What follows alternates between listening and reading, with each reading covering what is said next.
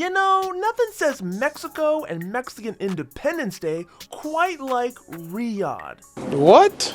The Sphere event has officially been announced, but not as expected. The UFC's highly anticipated event at the Sphere was officially rolled out this week, but one thing caught fans' attention. After the success of Noche UFC last September, which saw the promotion celebrate Mexican Independence Day for the first time with an event at the T-Mobile Arena, Dana White promised bigger and better in 2024. And his ambitions of becoming the first sporting event to be held at the Sphere in Las Vegas came to fruition when the promotion announced UFC 306 for the venue earlier this year. However, during International Fight Week, the organization rolled out more details alongside pre-sale ticket registration. Interestingly though, that included a special rebrand. For the first time in its history, the UFC will include a sponsor in an event name. Bruh. Saudi Arabia's recent partnership with the promotion has resulted in a change from UFC 306 to, wait for it, Riyadh Season Noche UFC for the September 14th event. MMA enthusiasts and fans were quick to react to confirmation of the Sphere-held pay-per-view event on social media. Many were in awe of the Noche UFC design displayed on the venue, which I gotta say does look really cool, but plenty though were distracted by the rebrand, with some questioning the decision to include the Riyadh Season sponsor in the event name. This person wrote, "This is simultaneously the funniest and most depressing thing I've ever seen. What the does Riyadh Season Noche UFC even mean?" This person writes, "I don't know, man. The whole Riyadh Season thing makes the whole Noche UFC at the Sphere a little lame sauce. Mexican Independence Day, sponsored by Saudi Arabia. LOL. Mexican Independence Day in Vegas, sponsored by Saudi Arabia, headlined by a Georgian and an American." I don't know how I feel about all the Saudi involvement recently in the UFC. On one hand, they do make really eye-pleasing production sets and their shows seem to be really cool looking, but on the other hand, I start to wonder what influence do they really have behind the scenes. Turki Al-Sheikh has made it no secret that he wants to be heavily involved in the combat sports world, and I just start to wonder, with all that Saudi money and all the stereotypes that go on with backroom deals, what's really happening with the UFC and Dana White here. Earlier in the UFC 303 fight week, Jiri Prochazka made headlines when he requested that his opponent, light heavyweight king Alex Pereira, refrain from using spiritual things and magic to help him fight. So everybody knows he is working with some shamanics, with some shamans. Yeah. From his like hometown. Yeah. And he believes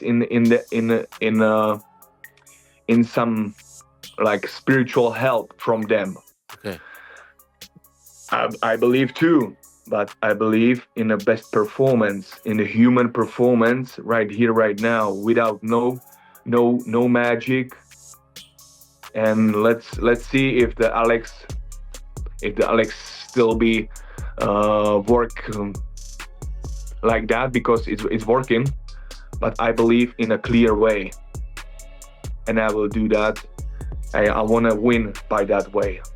While the bizarre comments continue to be a source of intrigue and entertainment for fight fans, even Dana White was forced to acknowledge that the conversation around witchcraft is pure promotional brilliance from Prochazka. Bit of a question heading into UFC 303. Do the commission test for witchcraft and sorcery? I don't know. I love that shit though. So when Jiri found out about the fight, apparently he goes into a shed for 3 days. No water, no food, no nothing, and prays or meditates, whatever he does. So apparently his coach went and banged on the door and told him that this fight was available, and he said something to the effect of, "If this is what the universe wants," you know. So he is that dude. So he sees him doing this Charmin stuff and whatever, or Sharma, or I don't know what the fuck it is, but he's like, yeah, no, he's using, this is unfair. He's using witchcraft or whatever, black magic, and it is just another reason that this fight is so fucking awesome. The Czech samurai was given the opportunity to clarify some of his comments regarding Pereira's use of witchcraft, noting that he just wants to keep the fight fair. Yeah. Sorry, this is not the question about like who I believe, if I am self-confident or not. I am 100% self-confident, but this is the speak about some dirty practice and all these things are behind that. And I just want to keep that in a clear way. That's all what I'm talking about.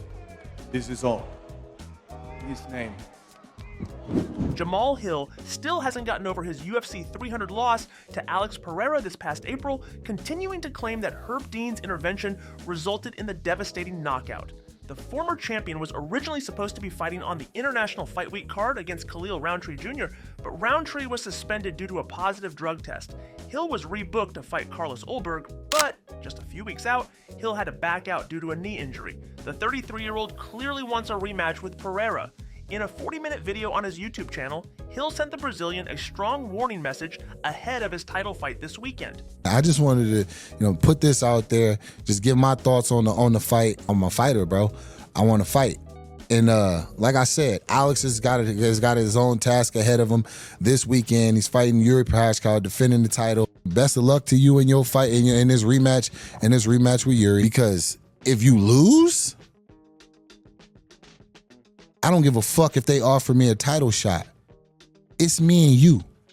You win, I'm gonna go starch the next guy, and I'll see you soon. The intensity surrounding the main card opener of UFC 303, MVP versus Ian Garry, has been slowly building throughout Fight Week as the pair continue to trade insults in almost every single interview. Yet their competitive rivalry came to a dramatic head last night at the pre-fight press conference when the Irish contender made some wild accusations towards the MVP camp. Not only did Garry suggest that Page had attempted to infiltrate his training camp in Brazil, but also that the promotional newcomer will be suspended from the UFC over an alleged attempt at bribery. While such accusations should certainly not be taken lightly, MMA fans have come to understand that Garry has a tendency to exaggerate when he's promoting either himself or one of his upcoming fights. Fans should take his comments with a sizable pinch of salt. So what did Garry actually say? I've already broke this man's confidence down so much. He knows I don't need to say what I'm talking about. You know exactly what I'm on about. Your self-confidence is fucked. You know what I'm talking about, and it will come out. It'll come out, kid. But your brain is fucking scurrying for excuses. Yo, this guy is hilarious.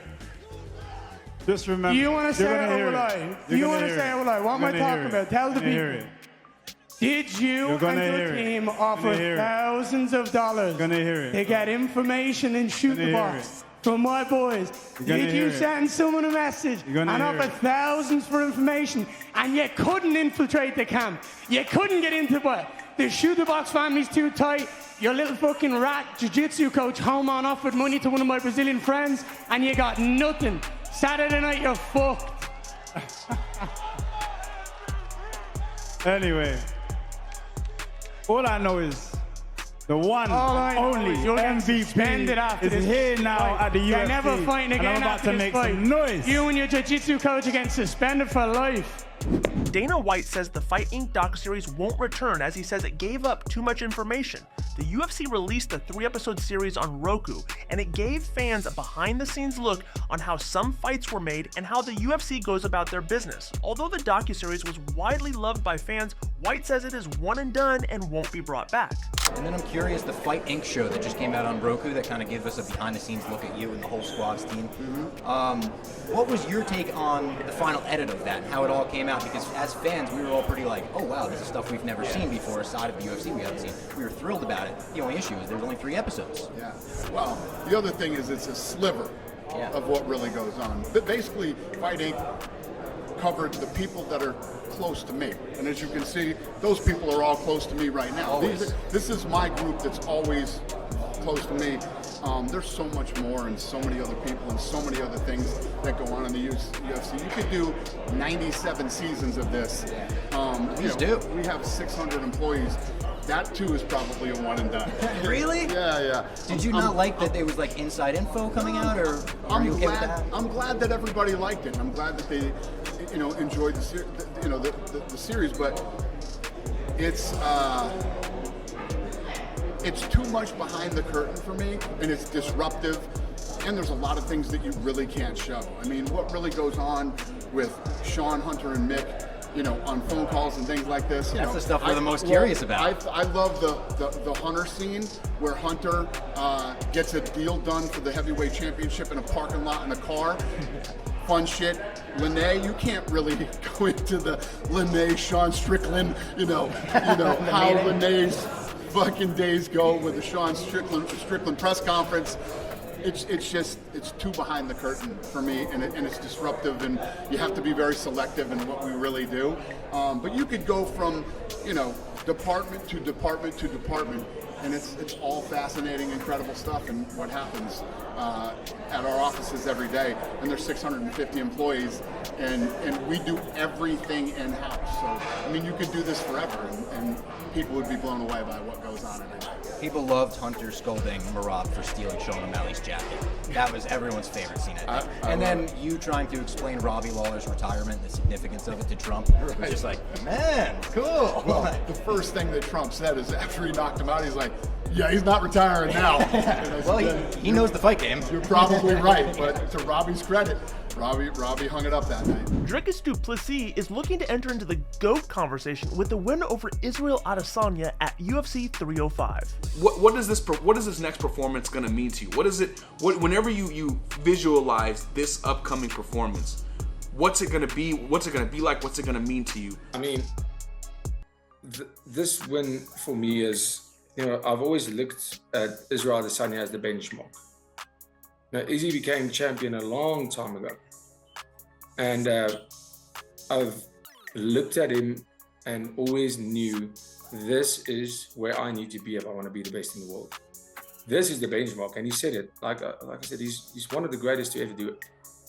And this fight for me is going to put me in that position. This is where I take over as one of the greatest to ever do it. This is where my years of building and climbing that ladder is coming to a point where I am now the guy that's one of the greatest to ever do it. And like I said, with Izzy, he's done such incredible things in the sport. And if you look at his fight styles, he's very tricky to figure out. He's so good, and he's a very smart fighter. He figures out his opponents, and he sets a lot of traps. He does it incredibly well. So for me, this fight it's just like beating Robert Whittaker was. It's a fight that people don't think you're gonna win, and yeah, of course, it's a fight. It's a hard fight. I'm fighting against arguably one of the best middleweights ever. And I have to go out there and prove that I am that guy. So that's what this fight's going to mean to me. This fight's going to mean that I told you I belong here. This fight means exactly that Dricus Du Plessis is now in the conversation of being one of the greatest middleweights ever. Now let's take a look at the top 3 comments left on yesterday's video.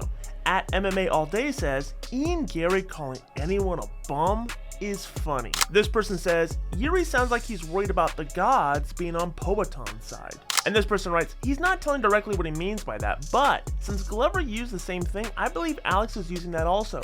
It is an actual physical stuff that I believe is on the banned list, not just spiritual stuff. If you want your comments highlighted on tomorrow's video, simply comment down below. We'll highlight the top best comments, good, bad, or indifferent, and feature them in tomorrow's video. And that does it for today's video, but make sure you're liking this video, subscribing to this channel, and clicking the bell notification so you can get notified every time we drop a new video. And in case you missed it, check out yesterday's news.